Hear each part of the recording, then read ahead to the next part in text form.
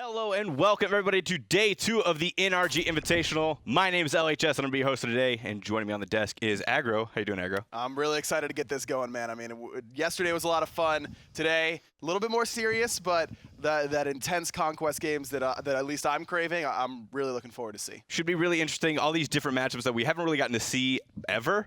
Yeah. How those all play out. Before we get into today's action, today we've got HRX tickets on sale. And the early bird discount has been extended to September 9th. So go ahead and get your tickets now. Get it in for that nice, good discount. You're going to need to get your HRX tickets right now. This is a great deal. And HRX, whatever you're expecting, it's way more fun than that. Trust me, you're going to want to be here. Oh, absolutely. There's no better place to be for Smite than the HRX 2018. And as well, we have jerseys from Into the AM. Support your favorite team, the Titans, Minotaars, Juggernauts, and Manticores, all on sale at Into the AM. These are some great jerseys. They really are. I mean, they're all looking really solid. You've seen your favorite players wearing them yesterday, and they'll be wearing them again today. Make sure you grab yours when you can. And to round off our list here, we've got the NRG Chrono skin. Go ahead, follow and retweet at NRGG.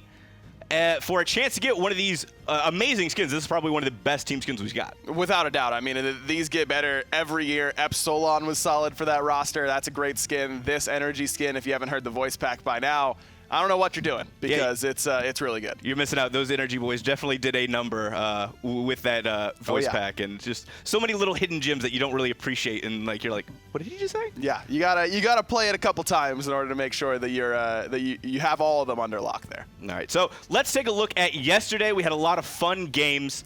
I mean, we started off the day with the assault. No, not the assault. We started off the day with the 5v5 clash, all mages. Was a bit interesting. We saw some great plays and some not so great plays. Some people might have gotten a little less damage than they wanted to. Sure, but I mean, this man, Jeff Hinla, did quite a bit. The Titans didn't end up winning their game. They fell short there. Or excuse me, the Juggernauts to the Manticores, but had a lot of fun moments in this clash. I mean, these modes are all basically just for fun at this stage. When you see Benji playing the Opwash, you see Jeff Hinla on the Zeus. Masks Chronos was left a little bit to be desired, but that's kind of what you get whenever you're putting a lot of non-mage players on one class like this. Yeah, you mentioned that the Manticores won, but I think the Manticores have had the most people that are actually mid laner at the professional level. So who would have known that those guys would have really had the advantage going into that game? Yeah, they definitely had the advantage. I mean, Aror clearly did a lot of homework in terms of what the game modes were going to be and how he thought they were going to win it, and their score really reflects that. Absolutely. We look at the scores from yesterday. We see Manticores at the top with a full 300 points out of, what was it, 360 that they could have had? 360. They only dropped their joust. That was to the Titans, actually, their matchup, who's coming up later on today. We'll break that down a little bit more in the future. But Manticores, I mean, who knows that a bunch of guys who play a lot of different roles, a lot of different gods, are going to excel in a game mode where you're not going to be playing your comfort pick all the time. Auror's team up on top. And then we look at the bottom, you see Titans with only that one win. You gotta feel bad for those guys. You gotta feel like they gotta be playing with a chip on their shoulder today, trying to get a couple wins today. Well, a little bit, yeah. I mean, Ataraxia said that he wasn't particularly comfortable in all these different game modes, so I don't think he's too surprised. I'm sure these guys are looking forward to the real mode today, the Conquest serious game mode, so that they can prove that they are one of the best all-star teams here. All right, looking at our real games for today, our second matchup for the day is going to be the Juggernauts versus the Minotaurs. That's going to be, I think that's Raffer's team versus Barracuda's team? That's correct. Yeah, the two teams that I think everyone looked at as favorites coming into this are the 2 and 3 seeds, so they've got to play in the semifinals. Though I don't know if anyone's actually complaining, because that means we actually guarantee a matchup between those two teams. Look, both these rosters are completely stacked, so there's no doubt about that. It's just a matter of who's going to work together better as a team, because mechanically, none of these 10 players can be questioned. Right. So I mean, we took all the players through a dartboard with all of this, and I mean, let's just talk about the mid lane matchup. That Yaman versus Zeros. These are two of the best mid laners in the world, in Europe especially.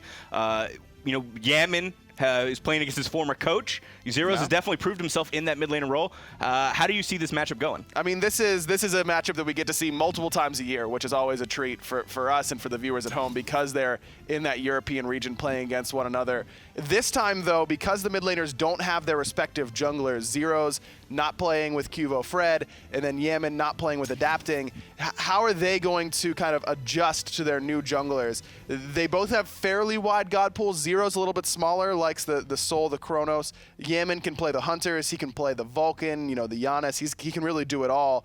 But Zeros, for me, is the one that I want to watch because, like I mentioned, a little bit smaller of a god pool, really works well with Cuvo on that Dignitas roster. Obviously, the Morrigan is going to be a big pick for him, but I wouldn't be surprised if that was banned away. Where is Zeros going to go, and how well is he going to work with his new jungler? When we're talking about god pools, like I know this is the more serious day, but it's still there's still that lingering air of kind of casual with yesterday's game modes. Are we going to see full like team comps to the extreme? Are we going to see deep god pools? Are we going to see Zeros try to go for the Chronos, the Soul, or the Morrigan? Or are we going to see him try to play something more at left field maybe? I mean, I think that he'll probably stick to something he's at least semi-comfortable on. I mean, the Thoth we saw there on the highlight reel, he can definitely play that. That's in the god pool as well. I don't think we're going to see full, intense team compositions that are all, expertly drafted to have the exact same balance. But I don't think these players are going to be taking it quite as lightly as they did yesterday. I mean, keep in mind, there's a lot of money on the line here at this NRG Invitational, and these players want to get a pretty good paycheck for their 2 days of work here in Atlanta. So I'm really looking forward to seeing how Zeros plays with Yaman's jungler, Adapting. I mean, he's going to say, look at what I could do with this guy on my team. It's going to be fun to watch. Absolutely. And then you look at Yaman. Are we going to see possibly the Chiron mid? I mean, we've seen ups and downs with Yaman playing that god, and like it's associated with him. He doesn't really bring it out that often. But, given the nature of this tournament, is that something we could see? Certainly could, especially if we see an Ao Kuang return to the jungle. And actually, I just realized that Yaman and Zeros just switched junglers for this event. It's Cuvo with Yaman and Adapting with Zeros. So that's going to be pretty fun to watch. Yaman's god pool is very, very wide and has the capability of pulling out gods that he seems to have not played in a long time and do very well on them. I think of the Giannis that he can pull out of any particular time. Zeros also has a pocket Giannis that we don't see that often, but will go to whenever his comfort picks are banned out. So I think that we'll probably see more of the same from both of these two. I don't expect anything too crazy here. All right, so cards are down. Who do you have in this game? Do you pick up the Juggernauts or the Minotaurs? I mean, both these teams have such talent, and it's just so hard to give an edge to one side or the other. I think I'm going to have to give it to the Juggernauts. I think they are the ever so slightly better team. All right, we'll see how that pans out. I can't really disagree with you. I mean, that team is just so stacked. But I mean, both these teams are so stacked. So going into our first game of the day, we've got the Manticores versus Titan. Manticores, people didn't really give that big of a chance to, but yesterday, they proved that they can play with everybody. They won all but one game. The one game they dropped was the Titan. In the Joust game mode, where I thought they would probably do the best because CaptainTwig is, the Joust map main. A lot of duel mostly, but played on the same map. So I really figured that Manticores would have done very well in that game mode, but Titan really took it to him. I mean, that game was probably the biggest blowout we saw, except for the Hells on Assault, all day yesterday. So, I mean, this is a matchup where I think that as good as Manticores looked yesterday and as bad as Titan looked at times, now I don't think that really matters that much. This is these game modes that everyone is used to playing. Everyone's going to be playing gods they're used to playing, and there's a reason that all these guys from Titan are here. They could easily take this victory over Manticores. Definitely. The one thing I want to highlight for the Manticores, especially with everybody kind of being down on them, is that this team really feels like a team of workhorses. I mean, you've got Aror, you've got CaptainTwig, you've got Kiki. These are all guys who might fly a little bit under the radar at times, but are always kind of putting the team on their shoulders to try to get to a next place. CaptainTwig will extend himself just a little too far in order to secure a kill for one of his teammates. And then you've got Kiki, who will make the big rotations over to try to get something to happen. And, that's something that I don't think I could say the same with Titan. No, I mean, Manticores is definitely more of a, less of a big name all-star roster and more of a, these are 5 incredibly good players who can work very well together. And I think that that's the big separation there between Manticores and really every other team here is that they already seem to have an air of continuity there between the 5 of them, which is really crazy actually when you think about it. But you also keep in mind that, you know, Aror and emilitoo played together way back when, whenever before the servers had merged and or had separated rather. And you know, CaptainTwig has been around the scene for a long time. All of these guys really have been, and so it's not too surprising whenever you've got 5 longtime pros who fit together well on a team like Manticores. Yeah. So we saw Kiki on screen there. Let's talk about his laning opponent, Dimi. You know, former NRG solo laner. Now he's sliding over to that coach's role. So this could very well be Dimi's last ride here. Could be. I mean, and you know what? He's looked pretty good this weekend. I think that he wants to go out and prove to everyone that he can still play at a very high level despite him being moved into that coaching role. Dimi's a guy that when you talk to him, you could tell that he's got a good head on his shoulders. He understands that this is not necessarily a step backwards, but just a sideways step. It's a new opportunity to try and prove himself in a new area.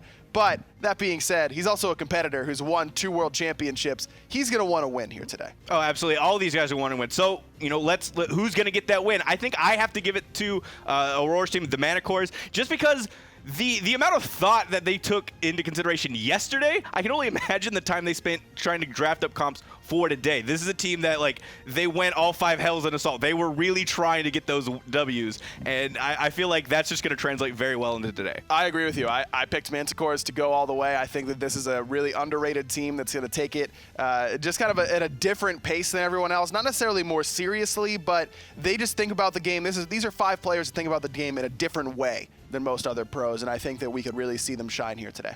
All right. So then we have some couple more promos for you. We got, for your first 3 wins of the day, you get a free Enigma chest roll. So that's very good for you. You don't know what you're gonna get there. And then we've got a 2 times fantasy point weekend, you know, in commemoration of the NRG Invitational. So, you know, try to get all of these. All right. So we're gonna talk about Mask really quick here. I mean, Mask, the jungler for Titans, up against CaptainTwig. We talked a lot about him, but Mask is one of those guys that may have fallen under the radar a little bit. Didn't look particularly good on his Chronos yesterday, but now he's gonna be playing Assassins. I expect Mask to have a really big set here. All right, against CaptainTwig. Are we gonna see CaptainTwig on that Odin? I mean, he's been favoring that for the longest time. Odin is absolutely getting banned. I don't think there's any way Manticores get to play Odin at all with both Twig and Kiki on their team. Really, you think? I mean, I guess, yeah. I mean, Kiki and CaptainTwig, those are 2 guys who really like Odin and have made it work for them. I mean, they've been doing a lot of work. This is a guy that we've, you know, had our ups and downs with. I mean, he's a guy that really had a lot of upside, but then would fall off in all these roles. I mean, we've always kind of, that's the joke about Odin, is he can wreck face, but then he can also be completely irrelevant in a game. I mean, players have just kind of adjusted to that, realized what his strengths and weaknesses are, and the way that Twig and Kiki play Odin is a little bit different than what we've seen historically. I expect that they're not going to be able to play at this set. All right, so that's it for us on the desk. Let's throw it to our casters for game number 1. Thanks a lot, Desk. It's Tom and Taco here today. We're going to get ready for this. So yesterday was fun, right? Yesterday was a lot of fun. I mean, you could also tell that the pros themselves were really just getting a chance to enjoy the different game modes and kind of just kick back with everybody else. At the same time, this is why I wake up in the morning. I want to see some real conquest with some real players, and this is one of the first times that we've actually been able to do this. Now, it's not technically an all-star match, but if you take a look at both the 2 teams playing right now and the 2 teams playing later on this afternoon, it's an all-star situation. NRG Invitational, bringing the best of the best here at hi-rez TV. Right there, it's actually the best. And he's going to be playing middle lane for Manticores, who, you know, Ryan said it really well. Agro over there on the desk mentioned it. These guys, when you asked anybody, you put out a Twitter poll, you ask on the street, who's going to win? Raffer, Barracuda. Those guys, we knew they were going to win Saturday.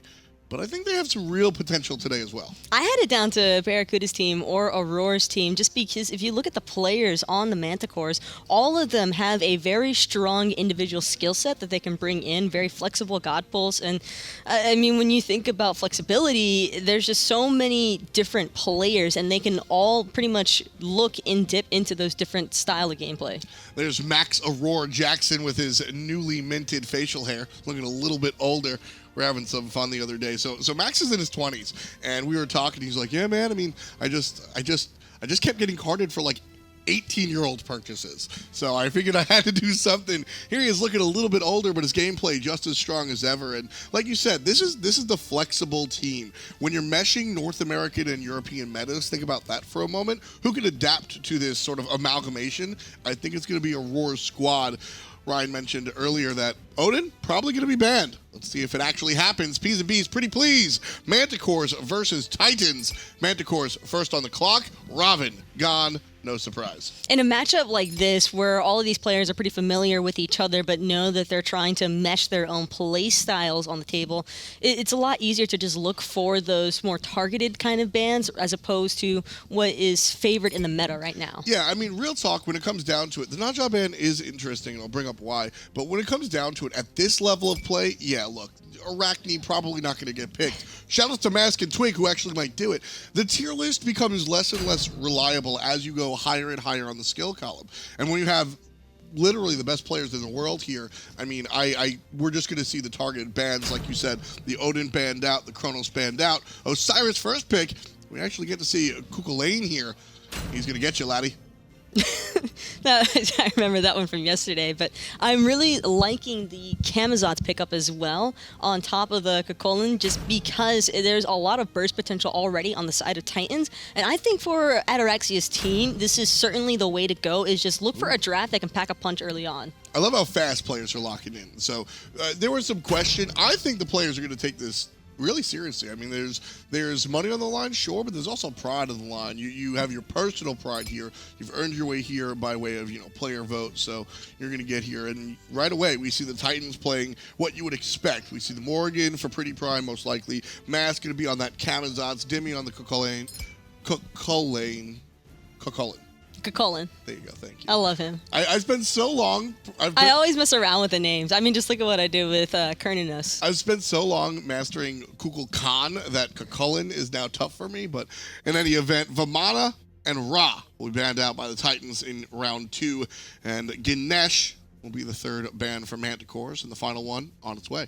Probably anticipate another support ban from the Manticores. They could also potentially still be looking to eliminate another warrior. Titans with that Morrigan pickup have a little bit of flexibility here, considering it could be some kind of craziness like Camazotz solo, Chulainn jungle, Morrigan mid, or any of the sorts. Yeah. Just all of those picks are pretty flexible in their direction to play. And even right now with what Titans have with their first round draft, or their first half of the draft, dive. Camazotz, potentially 2 Camazotz.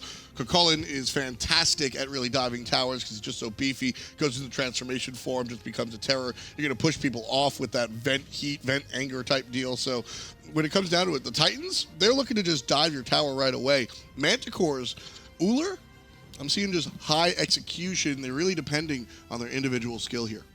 Ullr and Terra, though, have a ton of synergy as far as setup is concerned, so that could be one very strong potential coming out of that duel lane. That is to say, if the Ullr is going into the duel lane, there is still a small possibility of it being flexed into mid, but considering that it is the best on the side of Manticores, I don't really expect him to play a hunter in the mid lane. That's why we see the Ra ban out for best, one of the stronger players when it comes to just hitting the stuff. I mean, famously, just really strong at landing the 1-4 combo when it comes to the laser chicken, and whether or not he's got set up at all from an Arlong Shen support. Shouts to Aror, who is also on this squad. The support mid synergy from that old eager squad, now AI. That unique interaction between Aror and TheBest, very, very strong. So I expect to see more traditional mage come out. However, Titans on the clock, looking for their 4th pick. That's one of the best synergies to maintain as well, just among players, because supports are so frequently rotating around the map. It's really critical for them to have that level of communication with their mid laner, just in case, because all you need is a slight second, and that's really all it takes for that setup to come through. And with the Ares being locked in on the side of Manticores, we could see a little bit of flavor here. Yeah, I like this. We're going to see likely a Terra solo Osiris jungle is where I'm thinking. CaptainTwig likes those warrior tanky junglers, and the Thoth guy going to be grouped up with both Ullr, Terra, and Ares. Tons of setup for TheBest, whether or not he needs it. Titans on the other side select Cernunnos for Ataraxia, one of the first players to pick up the Goatman in the long lane, and he's played him very, very well. The last selection, though, most likely going to be the support.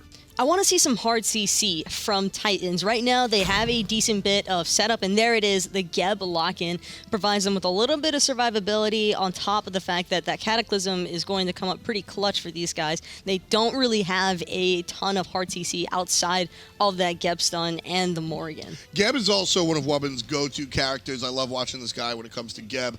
And again, this is I'm happy that players like Wubbn actually made it here, because you're so used to seeing them in their own little bubble of, you know, the lower end of teams. Noble historically not doing too hot, but individually those guys are all pro players. Now we get to see what Wubbn can do when he's surrounded by 4 very, very strong guys. The Geb, one of the perfect supports for him to be able to play, not just to go with the team composition, but his own individual skill. He's the Geb man.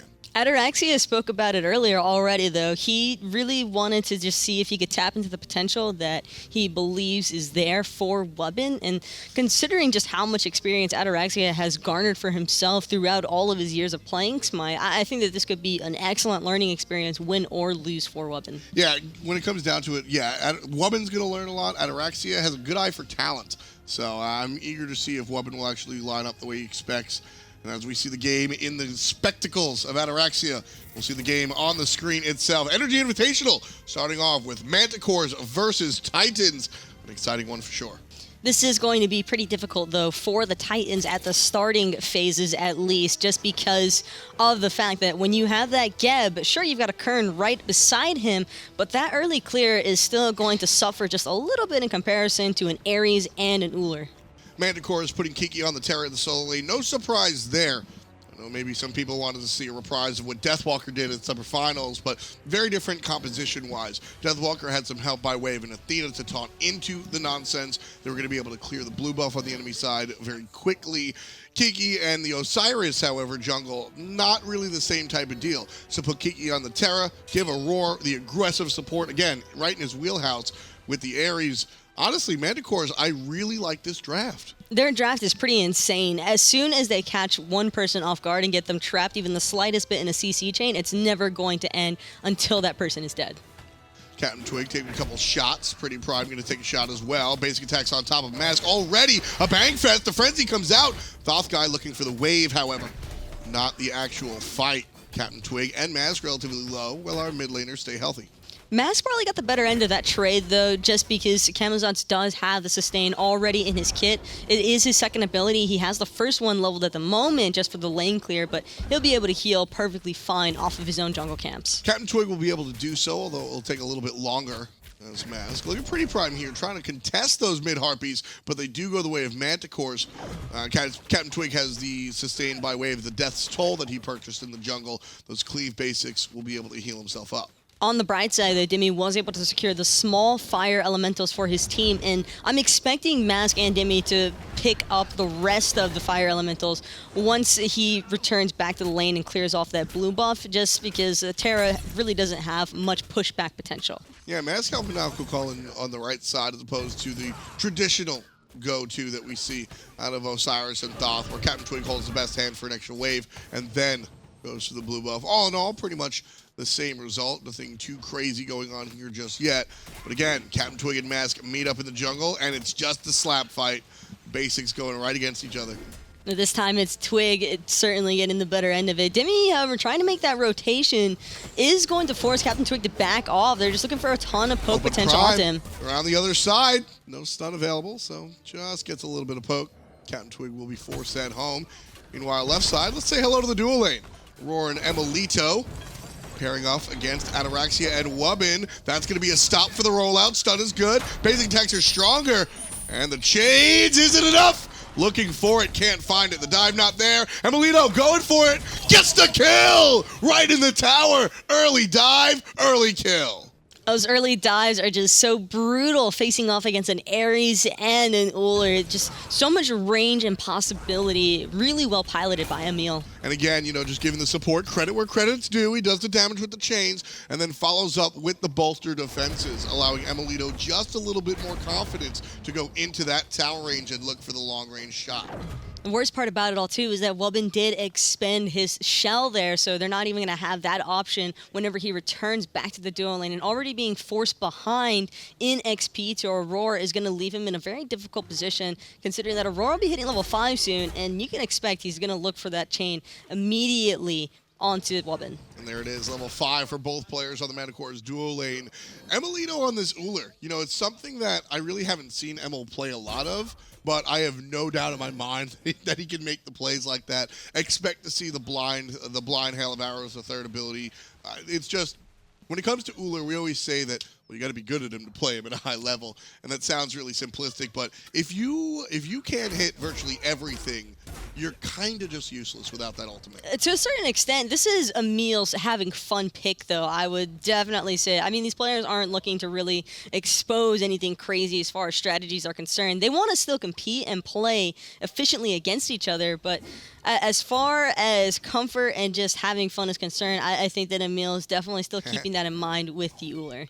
Double wards coming out from Titans, a little bit of those are the type of things we're going to see. But at the same time as what you're saying, Taco, there's also the other side of the coin where this meta is not established. We had a mid-season patch, one of the bigger changes that we're going to see, right? So the meta that we see here is being crafted on the fly, 1. 2, the players are not with their traditional teams, so you're not getting that playbook type experience. And on top of that, C, you just have a situation where everybody is just kind of like going with the flow right now. So you have 3 different reasons where everybody's watching very closely. And are they keeping things close to the chest? Well, there's nothing really to keep secret yet.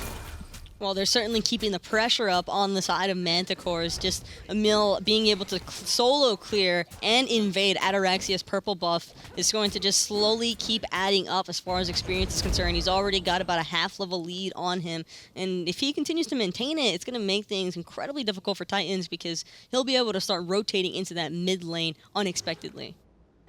TheBest and Aror, classic teammates, grouping up here in the middle lane. We're Wubbn and PrettyPriMe from 2 different regions. We'll do the same on the red side. Ping's coming out for those left side Harpies, but they were just taken, so Manticores won't be able to have that experience at their luxury. And Emilitoo versus Ataraxia. How do you fancy this Hunter matchup? This is a great Hunter matchup in general, as far as players are concerned and their own playstyles. Hold that thought, though. It's going to be Dimi in a lot of trouble with the gank coming through CaptainTwig. Ultimate expended. He has absolutely 0 healing, and KiKi's going to be able to catch him with the clap. 3 players surrounding him. Nowhere to go for Dimi. Not the Undying this time around. First death in the solo lane goes to Dimi, and the kill goes right to Kiki on the Terra. But big damage coming out from CaptainTwig in the jungle. You can see he's top of the player damage so far. But what has he earned for it? In the beginning of the game, it's really off to see who gets off to the races first. Acceleration versus top speed. Let's take a look at net worth so far. See who's really leading the chart as far as gold is concerned. No surprise, it's the Hunters who's kind of left to their own devices, but it's that kill for Terra that's certainly helping her out. That kill for Kiki as well is just going to allow him to have a little bit more pressure in that solo lane because Dimi's going to have to stay on his toes now knowing just how willing Manticores are to rotate over and gank him. Ooh, the axe stun is good and good enough to force out the beads. But Emilitoo dodges one of the hits, can't dodge the second one. Mask shows up, Wubbn's here as well. Beads is good for the ultimate, but the dive, 1, 2, and Mask out of hell sends Emilitoo right back down. And Aror on the other side takes one out for Dimi. Titans on the board, but Manticores answers back in kind. We saw so much commit in that duo lane side because they knew that Dimi was probably going to be dying yet again in the solo lane to the gank. So excellently well played by Titans. And now they're looking to chase down Twig. PrettyPriMe, instead, opting to go for the Camazotz ultimate, unable to secure the damage onto Osiris, though. I like the play, I think, and whenever you see the Morrigan play, you're always going to have the what if. You could have gone in so many different other options, maybe look for the crowd control, but at the end of the day, I like the idea behind the Camazotz. Not enough damage this early on, however. So CaptainTwig does find his way out of jail, despite the fact being severely outnumbered. A large part of that has to do with the passive. Jumping over the wall with that ultimate, brings it up. Double Camazotz ult is pretty brutal to deal with as well. And speaking of brutal, Ataraxia giving Emil the jukes and probably holding on to his life because of it. Yeah, that stun hits. You're going to see the follow-up combo of the bladed and the hail of arrows at the same time. Couple of basics, and that's it. So a nice little, well, they call it the Barabat set, but I think this time it's the Ataraxia avoidance. Yeah? I don't know. I can feel the foreheads in chat It's right now. almost there. I can feel the foreheads in chat right now, but emilitoo here having some fun on the Ullr. And Ullr is one of my favorite cards to watch play because it's just surgical precision all the time. I do have to agree with that one. And on top of that, Emil's doing an excellent job at keeping Ataraxia really shoved out of this lane. He's got the complete control of the pacing in the dual lane. Even after having died to mass gank, I don't think that he's still feeling super concerned or super pressured out just because he does have excellent ward vision and it's up high where it matters. Yeah, exactly. I think so. We see about 1,000 gold separating the two teams, but going back to that hunter matchup, very little gold separating the two hunters specifically. So nothing to really be concerned about if you're Emil or Ataraxia, and honestly, 1,000 gold, nothing to really be concerned about as far as the teams in general. Just something to keep in mind as the Manticores look to push into the mid game and perhaps look for an objective. Roar looking for Mask right now with the chains, is able to connect, but Mask was able to get his lifesteal off on him, still taking a ton of damage, however. Ultimate used by Ataraxia on top of emilitoo, and the help from Kiki across the map. Blink forward for Aror, doesn't get the hurt, he gets hurt himself. Mask with another kill, 2-0-0 for the North American jungler. CaptainTwig tosses out some poke, but it's too little too late, and Titans showing that they're not going to lay down without a fight. That's just the do or die scenario there for Aror. And his mindset is, sure, I'm probably going to go down here, but if I can get the pull off or force their actives, then Twig could potentially have the cleanup. Just Twig a little bit short of making it into the lane in time, and it's Wubbn trying to give emilitoo a run for his money. Yeah, I frankly, I just don't like that play out of Aror. I don't think there was enough damage to follow up there, whether or not he knew that. On the other side, however, like you said, maybe CaptainTwig would have been able to follow up. This early on with the Osiris, you're not going to really have that burst damage as you would with a traditional jungler. But that's what the Frenzy is for. Very true. Very true. Very true. Either way, Titans wind up on the other side. All right, let's see your side a little bit more now. There was a method to the madness. I'll give you that. It's there from time to time, I would say. With Aror, you can be a little bit nutty on that Ares, but I do believe that it was just an aggressive standpoint, and yeah. I think it's also one of the scenarios where you're kind of still feeling out your opposition. You want to see how they're going to react, and this is a perfect example of that. Just no hesitation. They saw them backing in the mid lane and immediately gunned straight for that portal demon. There was vision and everything. Titans were just too far away. Manticor used the intelligent, or the information rather, of, as you said, the players backing, and they go right for the objective, taking their lead up again, keeping it about 1,500. Still no Gold Fury contest, though, and with the game timer almost reaching 11 minutes now, I kind of anticipate these teams to start really grouping around that Gold Fury pit, really looking for the aggressive engagements, and especially for the Manticores, because their composition is purely favored for early game. I mean, you say, oh, early game, sure. I was going to go the way of objective secure. Anytime you have a Thoth or a big mage nuke, you're going to lean towards that team for the objective secure. But of course, with PrettyPriMe, he can be any god on the map at any point in time, so he can bring the nuke as well. And that's the thing, is that with PrettyPriMe, it does make things a little bit more difficult for Manticores. I am expecting them to look for the pick over the objective. Yeah, for sure. So, Manticor, and you know, when it comes down to the Titans, they've got Mask on this Camazotz. Camazotz excels at finding the picks. Mask, the player, excels at finding the picks. He's 2-0-0, no surprise here. I think Mask right now is, at this moment in time, 12 minutes, he might be the most potent character on the field. Oh, for sure. Camazotz just has incredibly high scaling on his base damage. Excellent avoidance of the Axe Stun.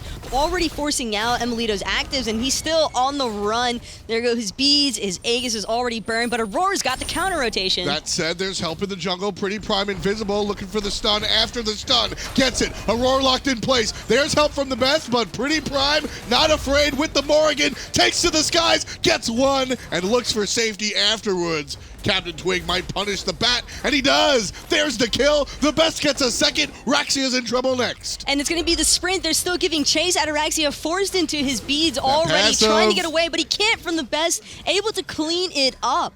That was the frenzy you were talking about. Well, they didn't even need it that time, actually. I'll take that one back. CaptainTwig just coming through in the clutch. Sprint Sure, you're going faster, but CaptainTwig with that passive doesn't have to slow down for the basic attacks, and TheBest from a distance laying out the artillery.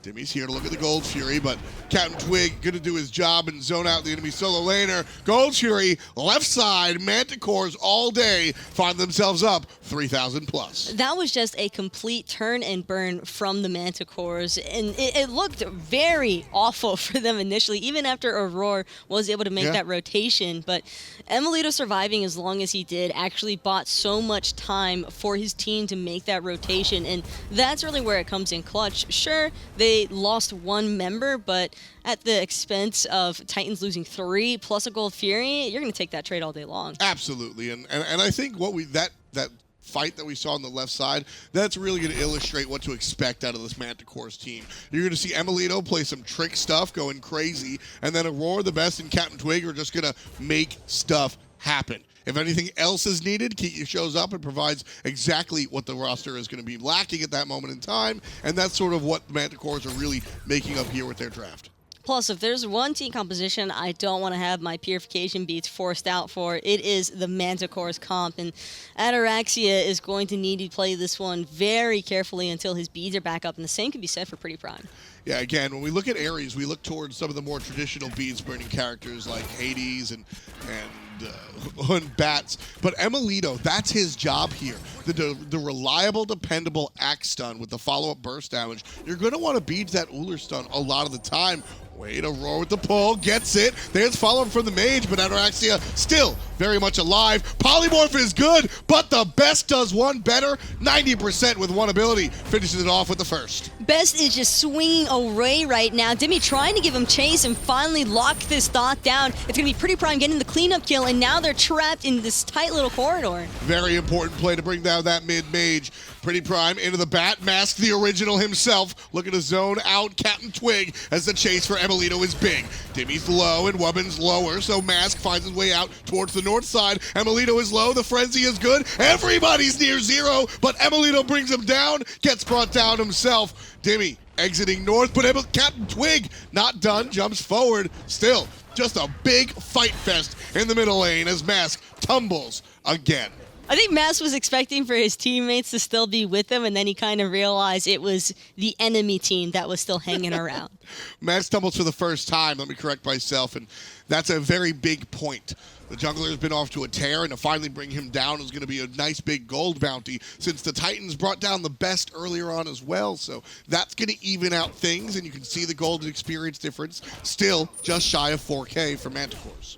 And CaptainTwig just helping Aror clear out that solo lane farm. And I wanted to double check on it as well, but it was Dimi actually with the Blink pickup, which I think is a very interesting pickup for Chulainn. It was super effective in the way that he utilized it to blink around the backside, ensuring that he was still able to clean up the low HP gods in the backline. But it is also just a strong initiation factor when you consider his alternate form. That's the deal for me, is that if you're able to blink in with Chulainn, you're going to find that knockup consistently. You're also still going to have that jump available for when you find the backline and the escape, you can still follow up. So I like the blink on the side of Dimi. And again, one of the first times we really get to see this character be played at a competitive level. And so I think a lot of people are taking notes on how the young solo laner is going to be playing Chulainn.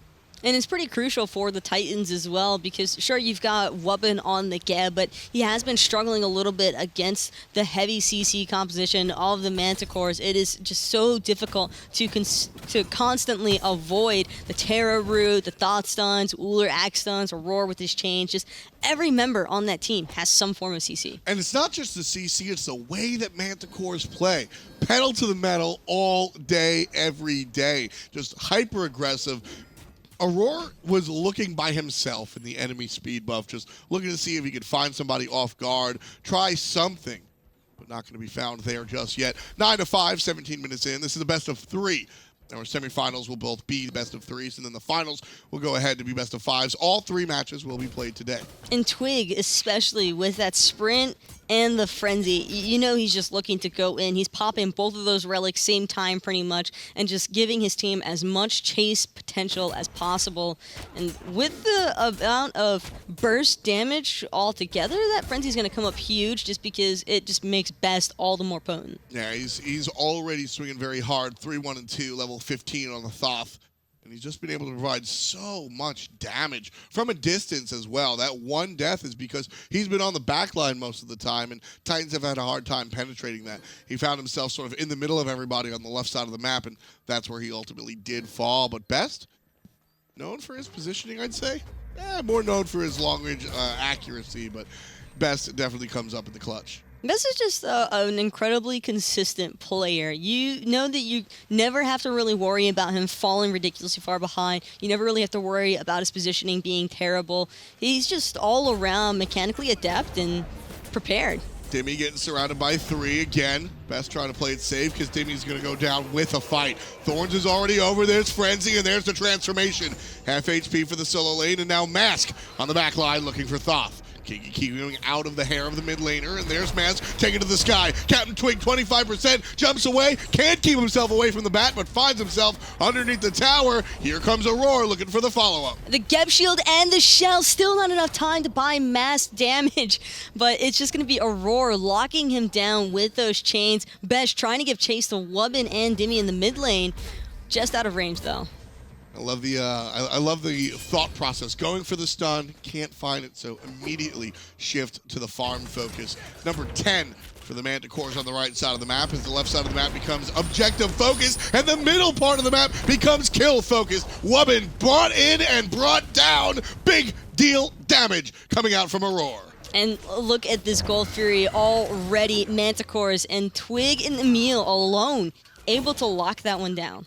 I love to see Aror playing these aggressive characters. Now, meta's changed, and it's been a long time, and I don't expect to see these picks, but Aror made his name on gods like Fenrir support. He even played Bakasura support competitively one time. It's all about, sure, he's going to help support his team, but he's also looking to just start fights, continue fights, and end fights by himself if he needs to. That's what we see in the mid lane. And right here on the graphs, 6,000 experience and gold to the Manticores. Well, the best part about Aurora being on this Ares is that he has Kiki on the Terra in the solo lane, so you're still having a super strong supporting factor. You have the sustain from the Terra, you've got the global presence, so Aurora is free to build a little bit more damage-oriented. He went from Traveler straight into that Void Stone. Now he's building into the Stone of Fall. He's really just trying to ensure that he doesn't fall drastically far behind. At the same time... Or Jade Emperor's crown, excuse me. At the same time, you're seeing this aggressive build coming out from Terra as well.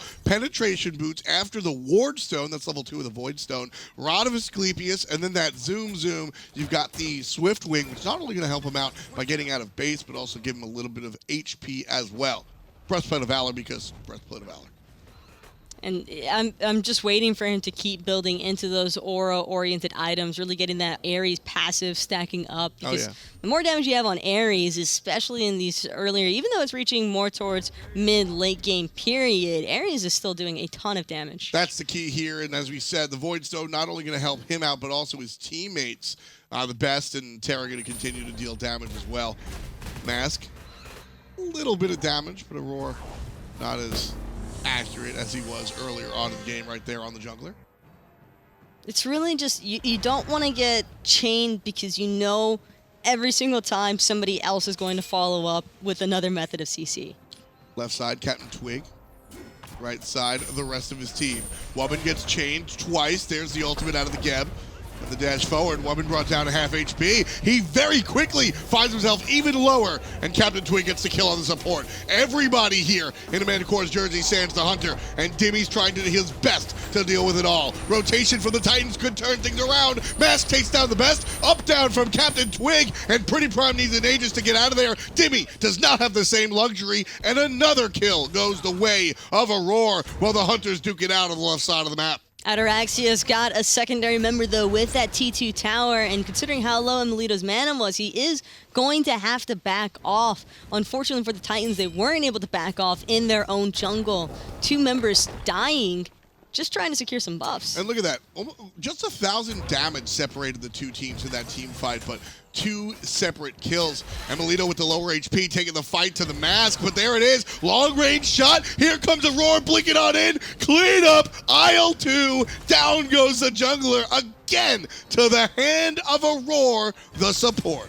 That was excellently executed by emilitoo, using that axe form stance to ensure that he was getting a little bit of lifesteal and sustain on those auto attacks. Yeah, that was 100% what it was. Knew exactly how far he needed to bring down his opposition, knowing that he had help in the wings. Aror, the captain of this team, and certainly showing why, not just by way of his gameplay, but also on his shot calls. I know for a fact that Aror was saying, "Take that fight, here I come." Every single time, that's kind of just the direction to go in, though. Yeah. If it's a fight that you're able to maintain and you know that your support's going to be coming in from the backside with the blink, oh yeah, it's just wonderful execution. It seems as though the team chemistry is not an issue for the side of Manticores. Not at all. That's always going to be one of the questions that you ask when you see one of these mix-up events, right? But Emil is one of these players that can just play. I think Emil can play virtually any game he wants and join any squad. He's going to be able to function on his own on the left side, and the Manticores have done that. And now when he joins up with the squad, we saw what happened in the mid lane with Aror. Here's the siege, right-hand side. And it's going to be so difficult for the Titans to try and hold this one off. You've got all of the Manticore members just kind of hanging around, leeching off of that sustain from Kiki. I'm a little slightly off the mark with the axe stun, but the tower is still falling, and it's already gone. There's the counter initiation as Dimi jumps on in. Down go the thorns, and a lot of damage being dished out on the back line as Mask finds the kill. The best goes down, but Mask in trouble. emilitoo gets one for his team as well. 4-on-4, right side of the map. Here it goes. Titans on the retreat. But Dimi, he's already gotten chained down by Aror, and now it's just going to be Manticore surrounding him, trying to keep him locked down. Wubbn not able to help, even with that slight knockup. It's just no use. Manticores come out on top with the T2 tower and a couple of kills. This game looks to be in the hands of the Manticores solidly. 11,000 gold in the lead, leading by 16-7. That's a 9-kill differential. The Titans certainly playing well, but not well enough. And that was another one of those team fights where it was only a mere 500 damage that's separating these two teams, but it's not the damage that is important. It's the sustain from Kiki. These Terra heals are coming up pretty clutch right now. You know what? It might be the heals. If we could take a look at the healing done, very rarely do I really want to see this stat out of a Terra. 7,000, sure. That's definitely contributing to it. I think it has more to do with who's getting hit as Aror surrounds PrettyPriMe with his teammate CaptainTwig. You're looking at the double shell coming out from the 2 Guardians on the squad. I mentioned 2 Guardians specifically. CaptainTwig on the tanky Osiris jungle with a Hide of the Urchin and a Witchblade. Shout outs to the Shifter Shield as well, I guess. The targets on the side of Manticores are just tougher to kill. So you're dealing the same amount of damage in, but you're not getting the same amount of result. Well, we've seen what's happened to Mask now in the past couple of engagements where he's found the kill onto TheBest, which has been really important because otherwise these fights would be even more one-sided. However, he's using literally everything in order to find Best in the backline or even just looking to poke out emilitoo, and because of that, Manticores just have an all-too-easy task of surrounding him and then nuking him right after. At the same time, Taco, and I want to hear whether you agree with me or not, Mask diving the backline to kill TheBest and trading himself out every time is his job. If he gets out, that's almost icing on the cake. Trading 1 for 1 in that scenario, I don't have an issue with that. Normally, I wouldn't have a problem with it either, but the issue surrounding it is the fact that Mask is so much the damage for his team right now. He's really one of the only members for Titans that's making a significant impact as far as the punch is concerned. After that, you've got PrettyPriMe, and sure, PrettyPriMe has his ultimate, but he probably wants to be able to use his ult in a manner that isn't just the Camazotz, and probably more towards the side of the Thoth, for example. Yeah, and that's really what we're missing is Titans don't have a way to really get to or continue to get to the backline after TheBest falls down. emilitoo is able to sort of go through and around the front line by way of his Ullr abilities, right? Bladed Arrow goes through players, and Hail of Arrows goes past players. Ataraxia on the Goatman on Cernunnos doesn't really have that luxury. You're going to hit You're going to hit your brambles, and that gets stopped by the first target. Even the ultimate, right, is just a zoning tool in these scenarios. Titans really don't have a way to jump to the backline once Mask is dead.